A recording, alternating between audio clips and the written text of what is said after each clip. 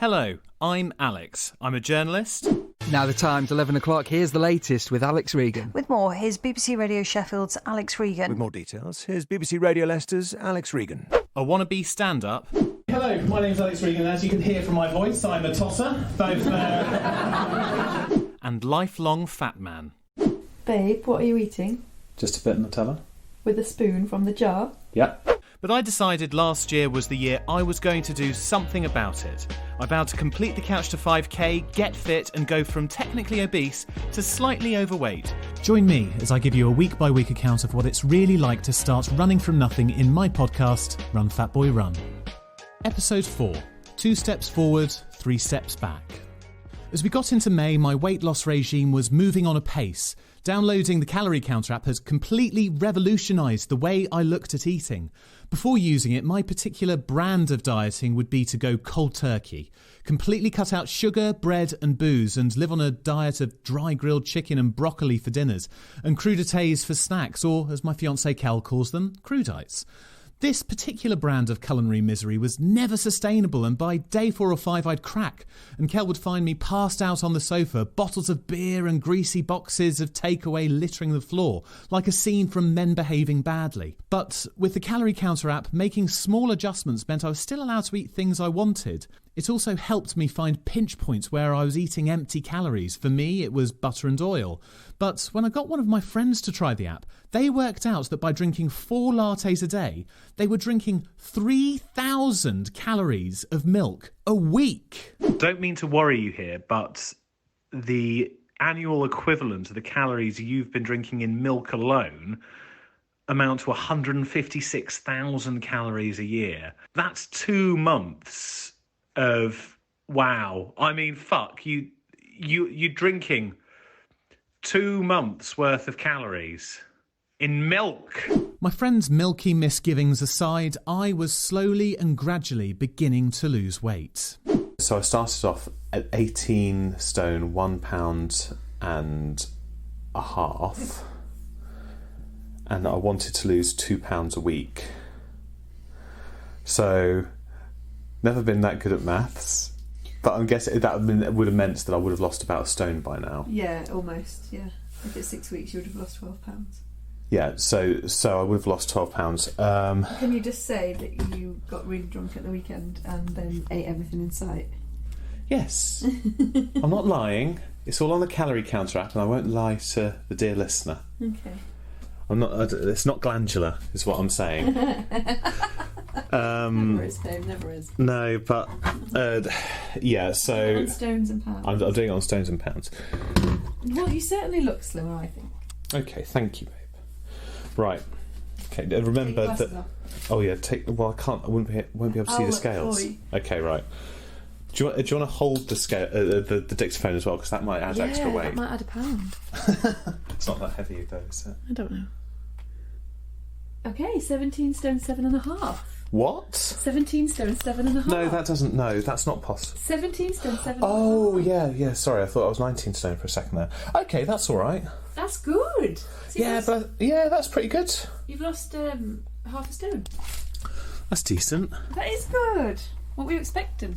I don't know. I was wanted 17 stone 4. Oh really? But hey, I'll take that. That's. But old habits die hard, and after a few socially distanced beers over a game of football, I raided the treat cupboard and effectively took the food out of my fiancée and my unborn child's mouth. Can you tell me what we just discovered? Right, well, I'm not happy about it, but fine. Just had some lovely fajitas after a lovely day, Saturday. Yeah. Okay. Been saving myself a really nice portion of Victoria sponge cake all week because it's my favourite. Somebody last night went to watch football with my dad, Manchester United versus Spurs, draw. And I saved him some chips. So when he got in, he stuffed his face with chips. We went to bed, all lovely. Somebody else, me, fell asleep. And then, turns out somebody snaffled my cake, didn't tell me. So when I wanted to have it after dinner now, pregnant and craving my cake, it's bloody gone, isn't it? I'm really sorry. You little shit. No. It was nearly half a cake. No, it wasn't. It was a quarter of a cake. It was less than a quarter of a cake. It was not a quarter of a cake. I remember. No, you were drunk. It was. Wasn't that drunk? It was more. It was in between a quarter and a half. Really, really sorry. Oh, honestly. I know. So what did I say? There's no way I'm going to get gestational diabetes with you around. You also ate the last of my Milky Bar that was in the fridge. There was 3 squares. There was not. There was more because you kept snaffling bits and bits and bits. No.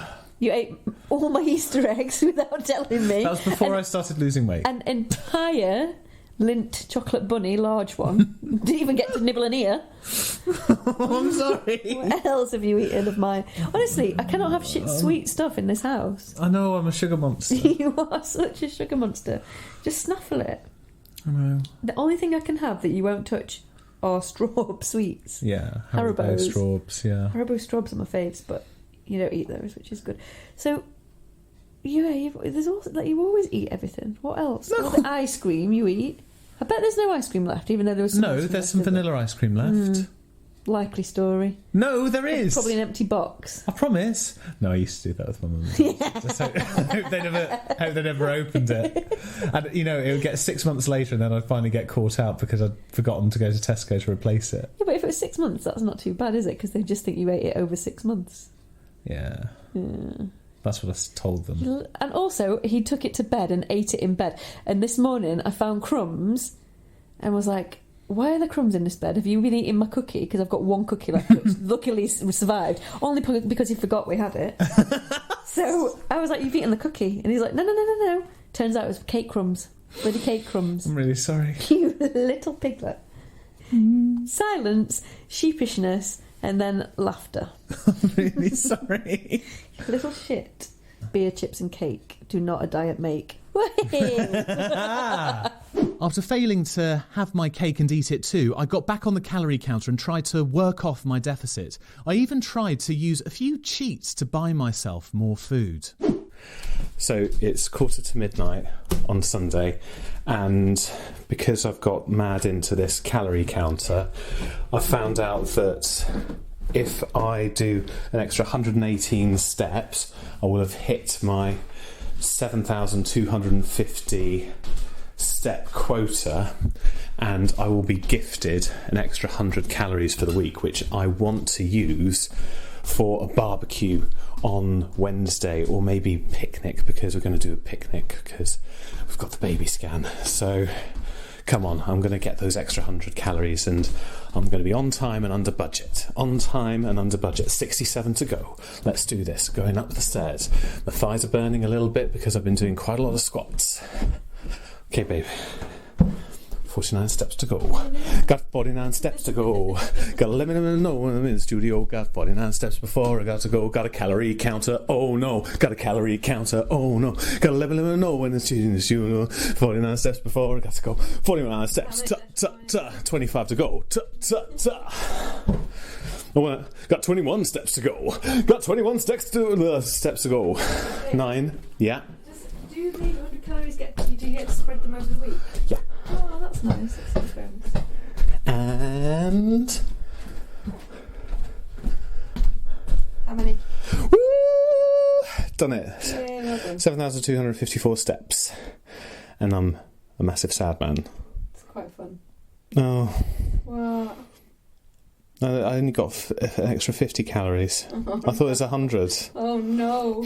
That's like, what is that? A cracker and an oat cake and a bit of... No, one oat cake is 45 calories. Oh, that's rubbish then. Yeah. A packet of Walker's French fries.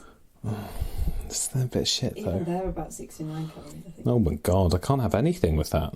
But servicing my calorie deficit was the least of my worries that week, as Kel and I took a trip to the hospital for her 12-week scan.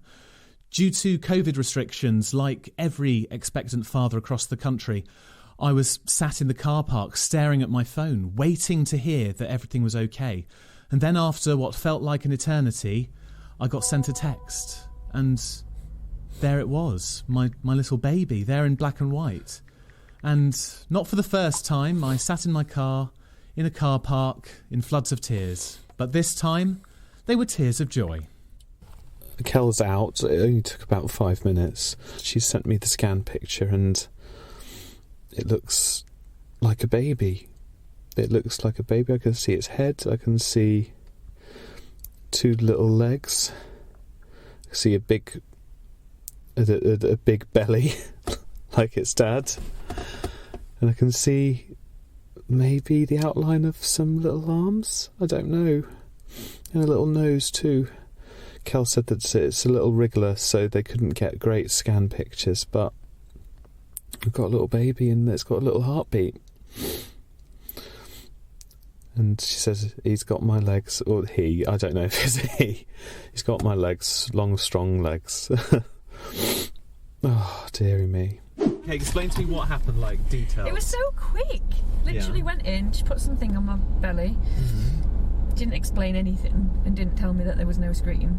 So then she sort of pulled it around, she went, there's baby, and I can see its heart beating. I went, whoa! And then it was all wriggling, and I mean, like, wriggling around, turning around. Just like you in bed, just like fidget, you too. How dare you? So it's like a little proper wriggler. Oh my God, you got a picture? Yeah. Did you not have to pay for it? Oh no. Oh my God. There's Baba. Oh my God. Little nose, its hand. I knew that was its hand. And legs.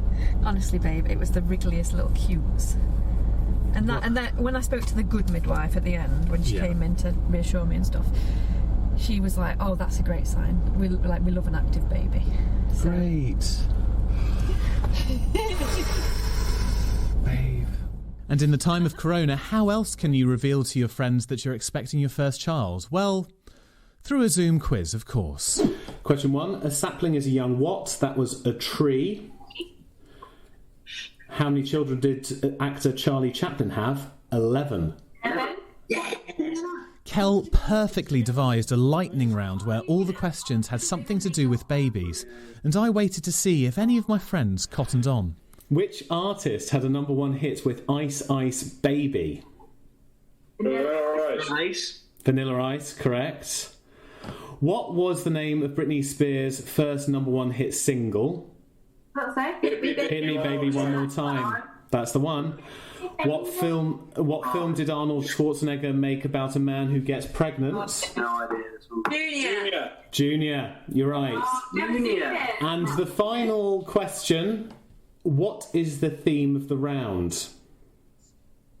America. Being young. Too soon or never growing up? No, I've just sent the theme of the round to the WhatsApp group.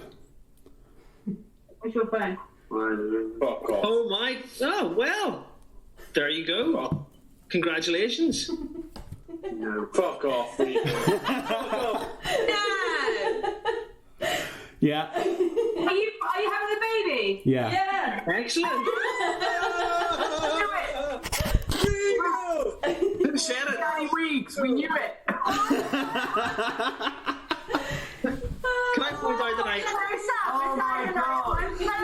I called this. Okay, this is all well and good, but I hear what you're thinking. Alex, this podcast is called Run Fat Boy Run, not Calorie Count and Conceive Fat Boy Calorie Count and Conceive. We want to hear about your misadventures pounding the pavement. Well then, let me oblige.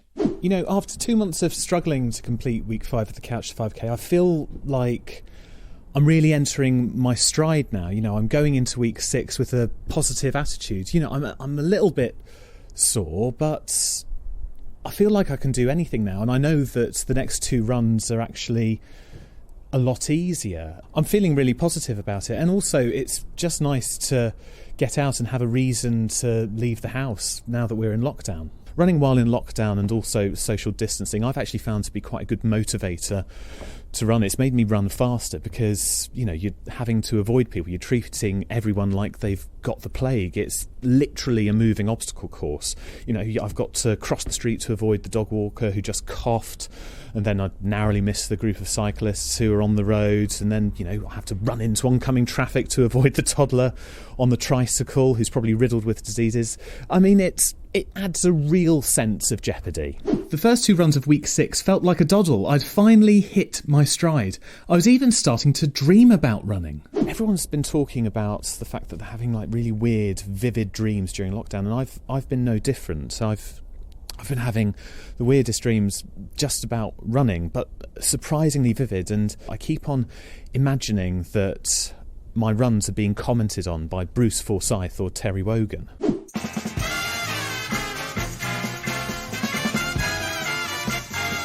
Nice to see you, nice. Welcome to week 5 of the Couch to 5k. Keep on going. Are you going faster or slower? Faster or slower? Don't tell any of the other runners this, but you're my favourite. Well, hello there, and welcome to week 6 of the Couch to 5k and Wake Up to Woken. And we've got a message here from Alex in South Yorkshire. Hello there, Alex. Hope you're doing well. He says he's looking for a bit of running inspiration as he tries to shift a few pounds and run 25 consecutive minutes. Well, I can sympathise with you there, Alex. I've been raiding the biscuit tin over the last few weeks. I mean, Mrs. Wogan's not even had a nibble at my hobnob. Everything was going so well. I was ready to tackle the third run of week 6, but then disaster struck. I woke up one morning with a searing pain in my upper right thigh. I struggled even to hobble down the stairs. I tried to run it off, but the pain just got worse. There was only one thing for it: rest.